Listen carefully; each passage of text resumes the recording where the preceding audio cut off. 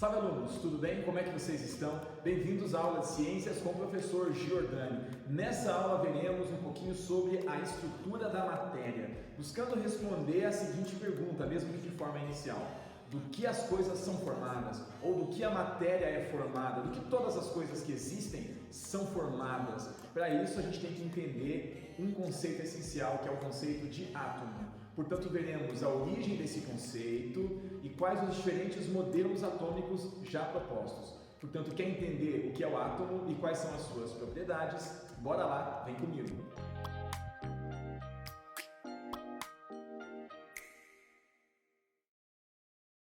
Nós já estudamos em aulas anteriores que matéria é tudo aquilo que possui massa e ocupa lugar no espaço. Vimos as suas propriedades, os tipos de fenômenos, tipos de estados físicos, também tipos de substâncias e misturas e como separá-las, e comentamos, portanto, que as substâncias são formadas de moléculas e que elas são formadas de átomos. Olha só, cada tipo de substância é um conjunto de moléculas quimicamente iguais. Por exemplo, a substância água é formada de moléculas iguais, as moléculas H2O. E comentamos também que cada molécula é a junção de diferentes átomos. Muito bem. Portanto, a gente entende o átomo como sendo algo muito pequeno.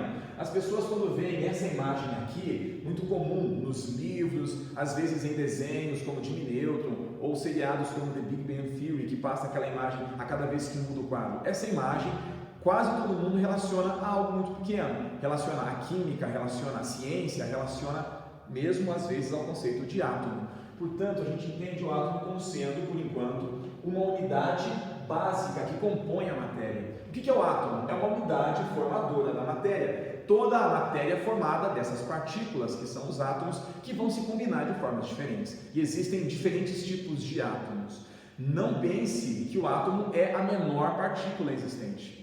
Embora o nome átomo signifique isso, depois você vai entender um pouquinho do conceito inicial, o átomo é formado de partículas menores, de partículas subatômicas, e cada vez mais novas partículas são descobertas. Portanto, vamos partir da seguinte ideia: o átomo é algo muito pequeno, extremamente pequeno, que forma as substâncias, que forma a matéria, ok? Ele é formado de partículas positivas, neutras e negativas, depois você vai conhecer quais são elas.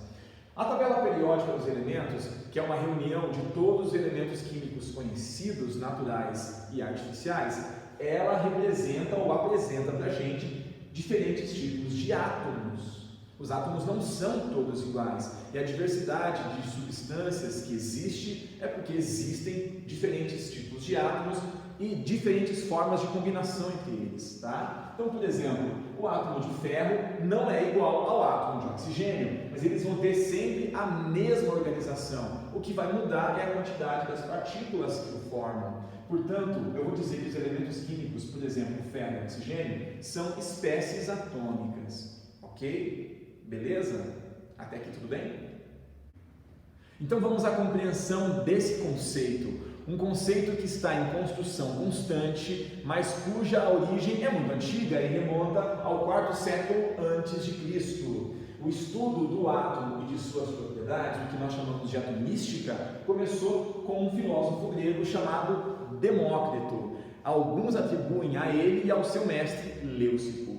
Eles, sendo filósofos, eles exerciam um raciocínio para explicar a natureza das coisas. Por que as coisas são formadas? E eles tinham uma ideia, Demócrito tinha a seguinte ideia: tudo que existe, ou a natureza, se baseia em dois princípios, o cheio e o vazio, o ser e o não ser. É um papo filosófico isso daí, mas basicamente é o seguinte: o meio material, as coisas físicas, são formadas de partículas. E aquilo que é ser, aquilo que realmente é material, é formado de pequenas partículas. E para te ajudar a entender, eu vou dar um exemplo mais simples. Demócrito pensava o seguinte: se eu dividir qualquer material em dois, como por exemplo esse papel, eu posso fazer isso quantas vezes? Mais uma vez, e de novo, again, de novo, de novo. A pergunta que Demócrito fez foi a seguinte: até quando eu consigo fazer essa divisão? Ela é infinita ou não? E ele respondeu: não, ela não é infinita. Vai chegar um momento em que a matéria não pode mais ser dividida, em que o ser, o cheio, o ser não pode mais ser dividido. E ele chamou essa menor partícula filosoficamente construída, um conceito filosófico, mas que a gente usa na ciência hoje, ele chamou isso de átomo.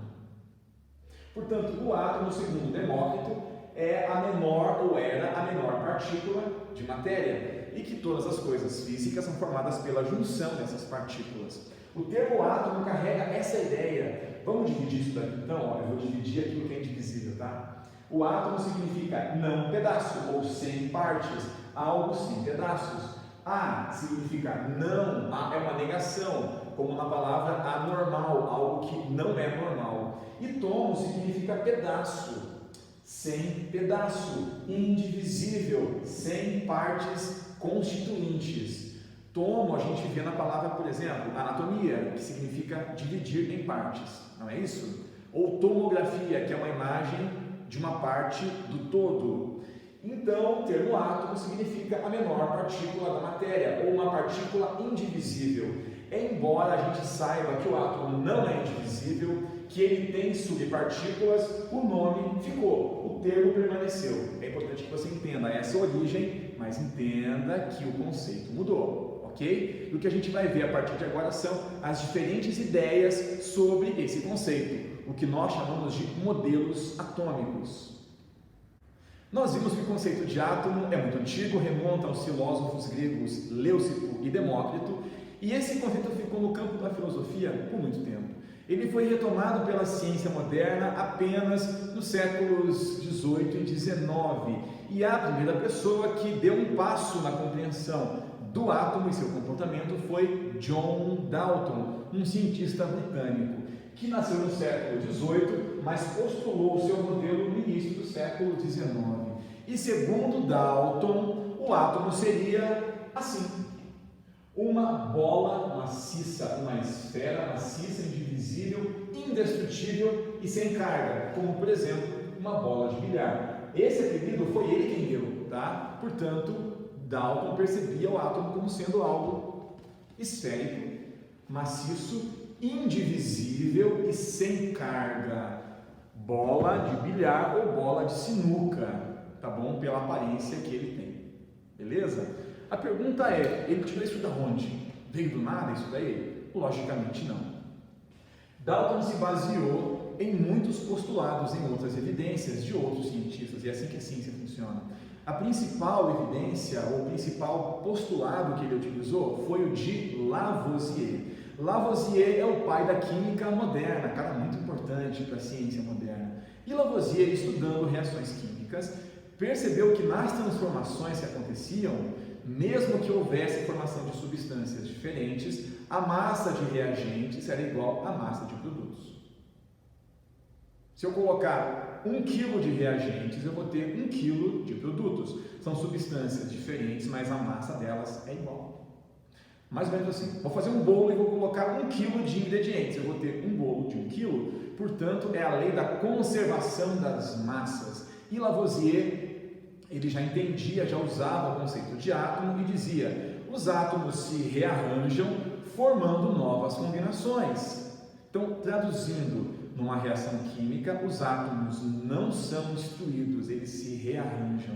E a frase mais conhecida é a seguinte: nada se cria, nada se perde, tudo se transforma. Portanto, Dalton, utilizando esses conceitos e pensando nas reações químicas e em átomos como partículas constituintes de matéria indestrutíveis, ele formulou então esse conceito da bola de bilhar em 1808, ok? A gente às vezes ainda usa esse tipo de representação dos átomos como sendo bolinhas para explicar, por exemplo, ligação química, formação de substâncias simples, como por exemplo o gás hidrogênio, ou compostas, como por exemplo a água, ok? Dalton ainda dizia que os átomos diferentes tinham tamanhos e massas diferentes. Então ele introduziu um conceito muito importante, que é o conceito de massa atômica, que depois você vai conhecer. Portanto, a gente sabe que o átomo não é assim. A ciência pensava que o átomo era assim nessa época, mas esse modelo de Dalton foi substituído por um novo modelo, tá bom? Só uma curiosidade inútil. Dalton tinha uma deficiência visual. Ele confundia algumas cores, ele tinha, portanto, daltonismo, que foi chamado assim em homenagem a ele. Conta a história, ou talvez um pouco lenda que Dalton foi convocado a comparecer diante da sua rainha. E a rainha pertencia a uma ordem religiosa que não usava vermelho. E Dalton foi de vermelho. E alguém falou: você está ficando louco? Vai de vermelho diante da rainha? O que ele falou? Não, eu estou de verde. Aí percebeu-se que Dalton confundia verde e vermelho. Dalton tinha daltonismo, tá bom? Esse modelo de Dalton foi então substituído pelo modelo número 2, que é o modelo de Thomson. Vamos a ele então? O modelo de Dalton foi essencial para a atomística, mas ele se mostrou incapaz de explicar algumas coisas, e a principal delas era a natureza elétrica da matéria. Já se conhecia a eletricidade há muito tempo. Já se sabia que, por exemplo, alguns materiais têm a capacidade de, quando atritados... Não, vou falar do âmbar.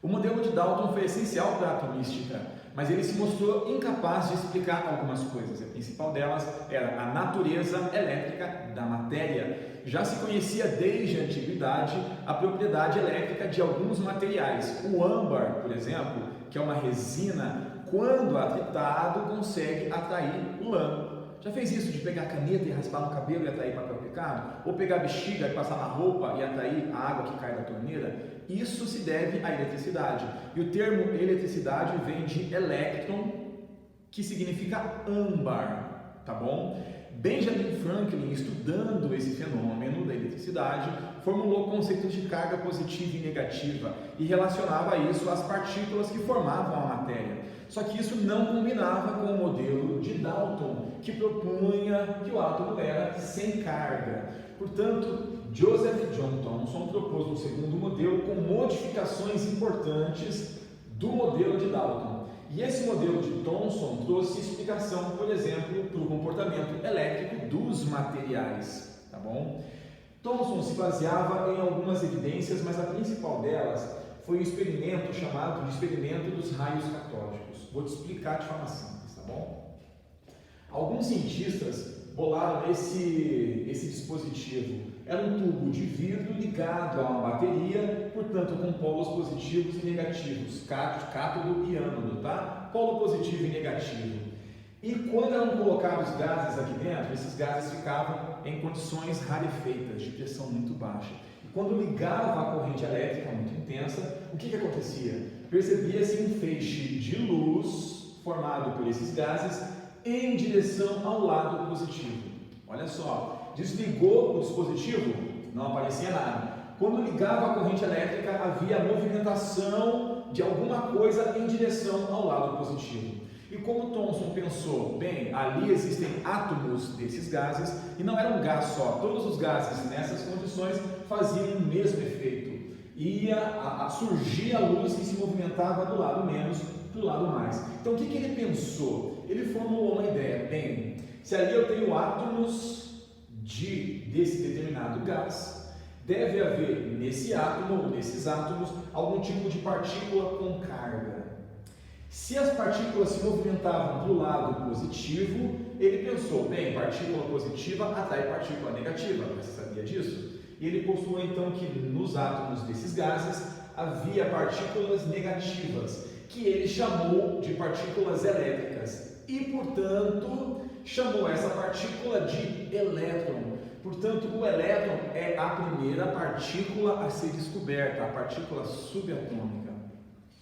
Thomson, para poder acomodar o elétron no seu novo modelo, ele fez a seguinte proposta. Bem, se a matéria ela é neutra em situações normais e existem partículas negativas que se movimentavam para o lado positivo, a grande massa deve ser positiva, para que no total a carga seja neutra. Então ele pegou esse modelo de Dalton e modificou e postulou uma massa positiva com partículas negativas na sua superfície de forma igualmente distribuída, para poder acomodar essas cargas e lidar com atração e repulsão, tá bom? Então esse é o modelo de Thomson. Nesse modelo existe uma massa positiva, de novo, com partículas negativas na superfície, partículas que ele chamou de elétrons. Portanto, Joseph John Thomson, ou Thomson, é o pai do elétron. a partícula negativa que está no átomo. Vejam só, ele chamou esse modelo de modelo do pudim de passas. Uma comida, um pudim tradicional britânico. Olha só, seria algo parecido com isso, talvez, tá? Então, vou abrir aqui, ó, vou imaginar essas cargas negativas na superfície. Então, aqui o aluno colocou, quem fez foram meus alunos, tá? A carga positiva, essa massa positiva, com partículas negativas na sua superfície, tá bom? A gente podia chamar isso daqui de panetone, ou mousse de maracujá, tá bom? Pensa no mousse com uma massa positiva e o maracujazinho, os elétrons, tá? Então, o que mudou? É importante você entender o seguinte, o que mudou desse modelo de Dalton para o modelo de Thomson? Olha só, é importante você definir isso daqui.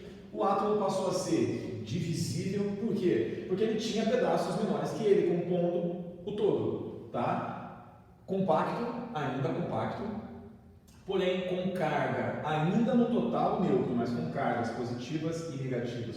Portanto, esse modelo foi capaz de explicar a eletricidade, a natureza elétrica da matéria. Eletricidade que vem do âmbar, como eu já expliquei, e portanto a partícula que explica isso ganhou o nome de elétron, tá bom? Esse é o modelo de Thomson ou modelo do pudim de passas, o segundo modelo atômico proposto.